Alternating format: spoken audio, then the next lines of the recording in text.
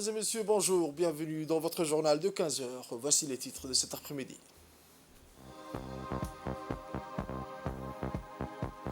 Les autorités et les érudits veillent au grain, réunion avec le préfet de la ville de Djibouti.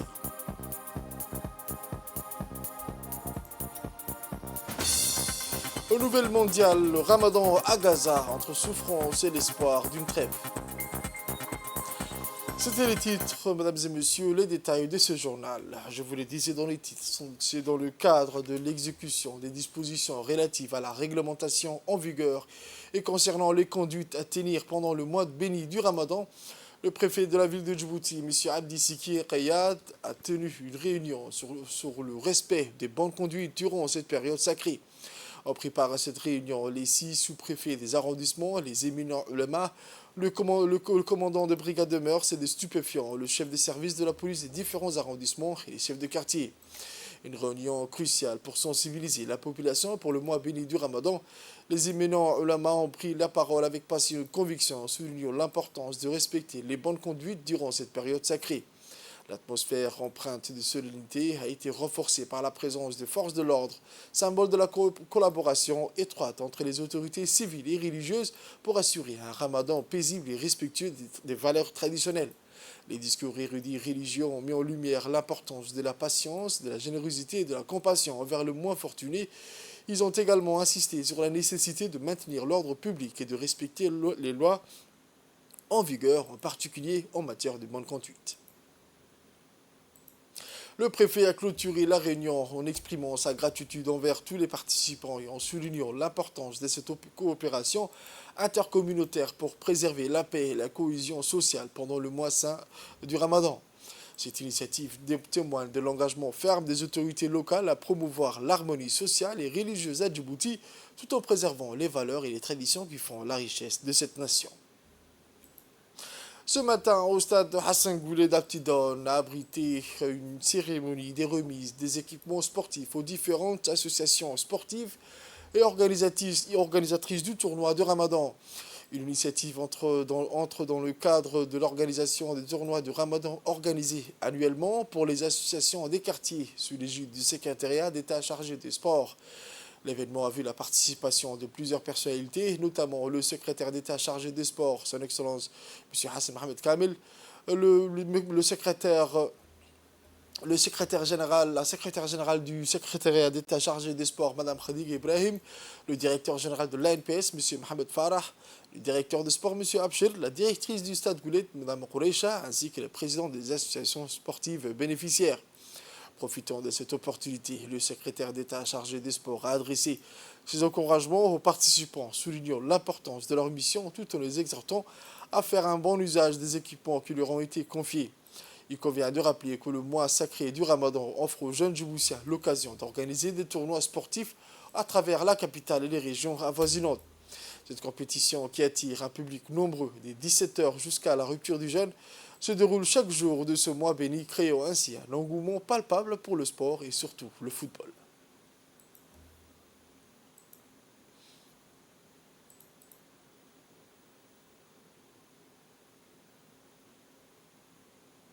Le ministre de l'Énergie chargé des ressources naturelles, son Excellence M. Younis Ali Guedi, à la tête d'une forte délégation du haut cadre de son département ministériel, a procédé ce week-end à l'inauguration à la mise en service de la salle frigorifique fonctionnant avec technologie solaire installée dans le village de Omar Djaga dans la région d'Arta. À son arrivée dans la localité, le ministre Younis et sa délégation ont été accueillis chaleureusement par le préfet de la région, M. Hassan Dabelé, et par les habitants de la localité de Omar Djaga. Il est lieu de savoir que ce conteneur frigorifique fonctionnant grâce à l'énergie solaire a été installé dans cette localité avec l'appui technique et financier de l'Alliance solaire internationale. Il dispose d'une capacité électrique de l'ordre de 3 kW avec batterie de stockage autonome de plus de 10 heures mis à la disposition à la population de Omar Djaga. Ce conteneur frigorifique servira à la conservation et au stockage dans le froid de plus de 2 tonnes de produits consommés par le ménage. Permettra également de fournir des glaçons ou de l'eau fraîche à la population de cette localité. Dans un mot prononcé à cette occasion, le ministre a d'emblée demandé aux représentants de la population de constituer un comité de gestion chargé de prendre soin de cette salle frigorifique, et ce afin d'assurer sa pérennité. On écoute le ministre qui a par ailleurs exhorté les habitants de la localité de l'utiliser à bon escient et surtout de bien entretenir. Merci pour l'accueil pour la population de Omar Jaga, monsieur le préfet. Euh, Merci de votre accueil chaleureux. Nous venons de visiter les conteneurs frigorifiques que nous avons octroyés aussi au village de Omar Jaga. Ces conteneurs que nous espérons vont servir à la population pour le stockage des légumes et des fruits, mais aussi du lait que les habitants vendent avec leur bétail. Et ce conteneur frigorifique, comme nous avons expliqué à Dougoum ce matin, est un conteneur solaire frigorifique de 3 kg. Les aliments qui peuvent être stockés, plus de 2000 capacités de 2000 tonnes.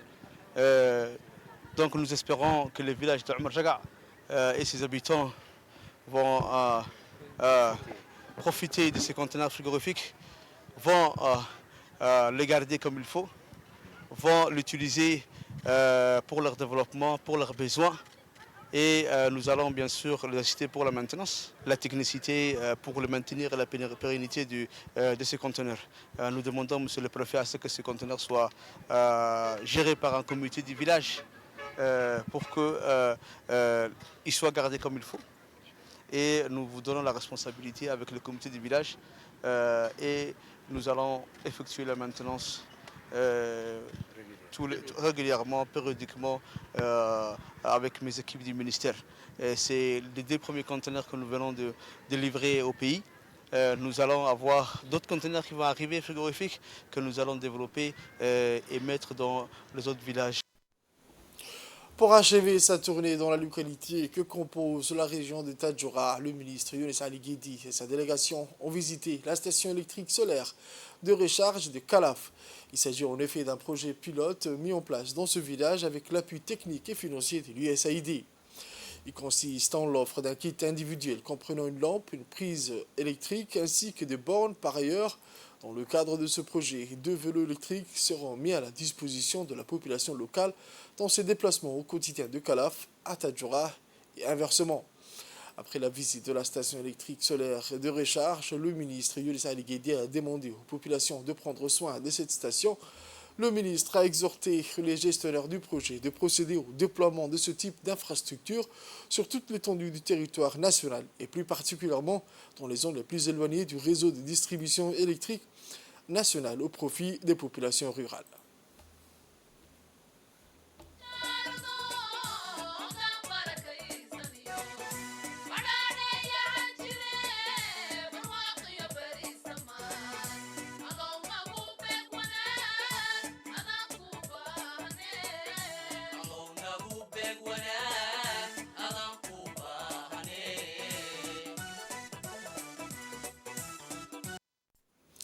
On écoute la réaction du ministre Younes Ali Guedi. Nous sommes à Kalaf pour la station de recharge électrique solaire en partenariat avec l'USAID. Nous voyons aujourd'hui les kits individuels pour les ménages. C'est un projet pilote. Nous avons ici une petite station d'eau atmosphérique et c'est un projet pilote. Nous remercions l'USAID pour l'appui et l'assistance qu'ils font à nos concitoyens. Et ce n'est qu'un projet pilote. Nous allons certainement dupliquer ce genre de projet dans tous les villages et toutes les régions. Kalaf est un village pour ces projets pilotes. Nous avons l'enquête du village de Kalaf qui sont satisfaits, mais qui en veulent plus.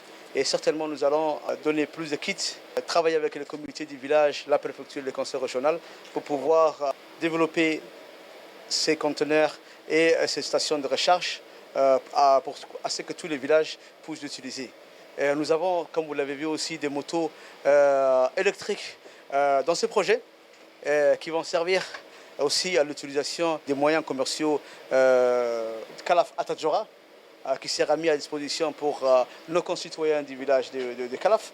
Nous espérons et nous demandons bien entendu au village des Calaf et ses habitants de bien entretenir, au comité du village, au préfet et au président du conseil régional.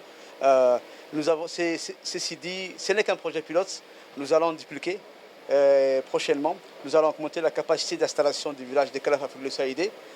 Et après, nous allons, Inch'Allah, dupliquer et développer sur d'autres villages. Nous remercions la communauté du village de Calaf, le comité qui est créé pour la pérennisation de ces projets pilotes, le SAID et les autorités, la préfecture, le président du conseil régional de la région de Tadjoura. Merci. La commission de la législation de l'administration générale et des droits humains effectue une tournée dans les régions de l'intérieur à la rencontre de la population. La caravane s'est rendue dans la région de Tadjoura samedi 9 mars. Cette réunion, une réunion de rencontre et de partage s'est tenue dans le village de Dougoum. La caravane était composée des parlementaires membres de la commission sur le droit humain et des membres du staff de l'Assemblée nationale. La délégation conduite par la présidente de la commission, l'honorable Kaltoum Farah, a été accueillie à son arrivée par la population de la localité, en particulier l'association des femmes du village de Dougoum. Le thème de la caravane portait sur les initiatives des femmes rurales et le suivi de la loi sur la lutte contre les violences faites aux femmes. Au cours de l'échange, les habitants de Dougoum ont mis en avant les spécificités remarquables de leur communauté et le rôle important que jouent les femmes dans l'économie de la région. À Dougoum, les femmes sont organisées en associations, en coopératifs qui sont engagées dans la lutte contre les changements climatiques, la protection de l'environnement et la production des produits bio, les fromages frais, le miel, légumes et produits artisanaux. Les membres de la délégation ont été impressionnés par l'organisation mise en place par les habitants de Dougoum et ont exprimé leur soutien aux initiatives présentées par les associations des femmes rurales. Ils ont aussi rappelé l'importance de continuer à promouvoir les droits des femmes. Ensuite, l'Assemblée nationale souhaite mettre l'accent lors de ces caravanes sur l'importance du suivi des lois en faveur des droits des femmes. Cette question a été aussi soulevée le 8 mars à l'occasion de la célébration de la Journée internationale des droits des femmes. Une promotion de la participation des femmes en politique a été également mise en exergue. Sur ce point, de progrès importants sont déjà réalisés. Pour rappel, en 2018, 17 femmes parlementaires avaient été élues députées. L'Assemblée nationale organise ces caravanes parlementaires en collaboration avec l'Union interparlementaire. Toujours l'Assemblée nationale en tournée dans les régions de l'intérieur à la rencontre des populations par l'entremise de la Commission de la législation et des droits humains. Cette même caravane parlementaire s'est rendue dans la région d'Ali Sabié. À leur arrivée à la ville d'Assadjoug, la délégation parlementaire conduite par la présidente de la commission, toujours l'honorable Kaltoum, a été accueillie à la préfecture par le préfet de la région d'Ali Sabié, M. Abdelmalik Mohamed Bonoïta, et le président du conseil régional, M. Chadmark Hassan Alale, en présence du doyen député Abdi Khair Rebouh et la députée Filsen Abdullahi Miguel. La caravane a été composée des parlementaires membres de la commission sur les droits humains ainsi que d'autres parlementaires volontaires et des membres du staff de l'Assemblée nationale. Une réunion de rencontre et de partage s'est tenue dans le village de Assamo. Le thème de la caravane portait sur les initiatives des femmes rurales et le suivi de la promotion de l'égalité entre hommes et femmes. Au cours des échanges, les habitants de Assam ont mis en avant les spécificités remarquables de leur communauté et le rôle important que jouent les femmes dans l'économie de la région.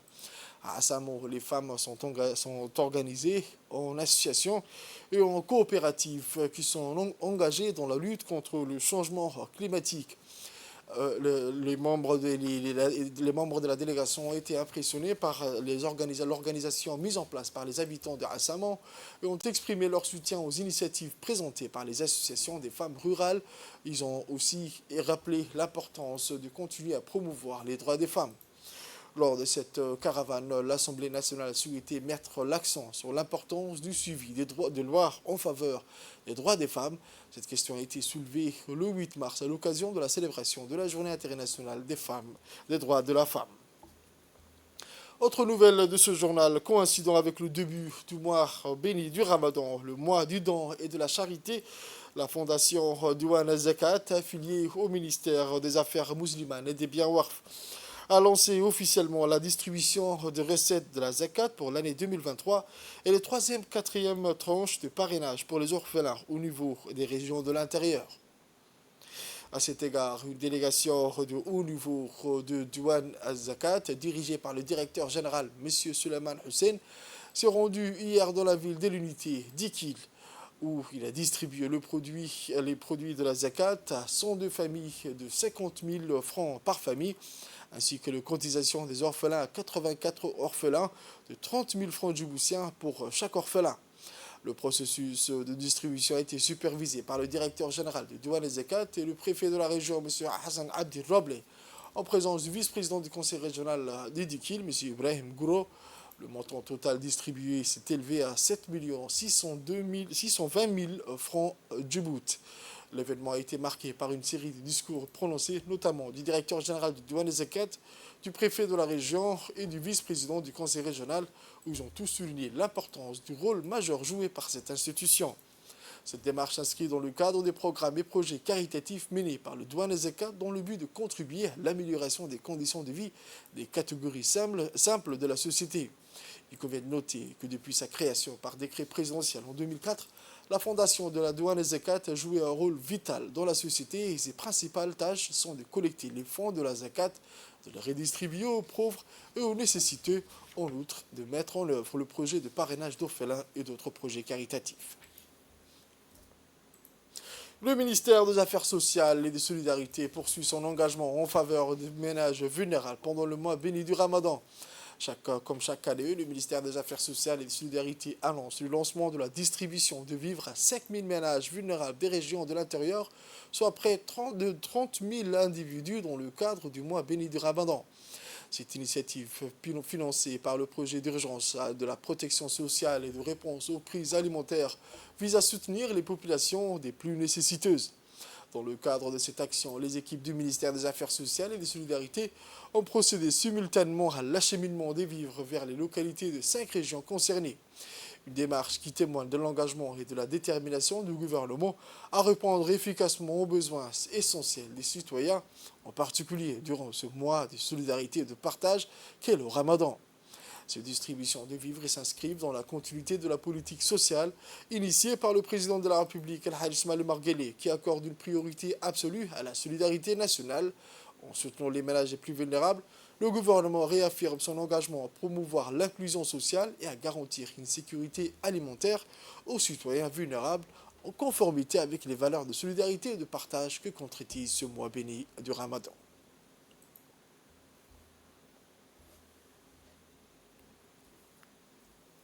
Aux nouvelles mondiales à présent, je vous le disais dans les titres, à Ramallah, les Palestiniens de Cisjordanie ont commencé à jeûner hier pendant le premier jour du Ramadan, alors que les négociations en vue d'un cessez-le-feu sont au point mort, que la faim sévit sur la bande de Gaza et que la guerre entre Israël et le Hamas, qui dure depuis 5 mois, n'est pas près de s'achever. D'ordinaire, les familles rompent le jeûne quotidien par des fêtes populaires, mais c'est le deuil et la souffrance des Gazaouis qui dominent les esprits. Le premier ministre palestinien prie pour une trêve pendant le Ramadan. Le ministère de la Santé de Gaza a déclaré lundi qu'au moins plus de 31 000 Palestiniens avaient été tués depuis le début de la guerre, dont 67 corps apportés aux hôpitaux au cours des dernières 24 heures. Au bord de la famine, les Gazaouis manquent de nourriture, d'eau et de médicaments. C'est tout pour ce journal de 15 heures, mesdames et messieurs. Merci à vous de l'avoir suivi et restez avec nous pour la suite du programme sur Télé Djibouti.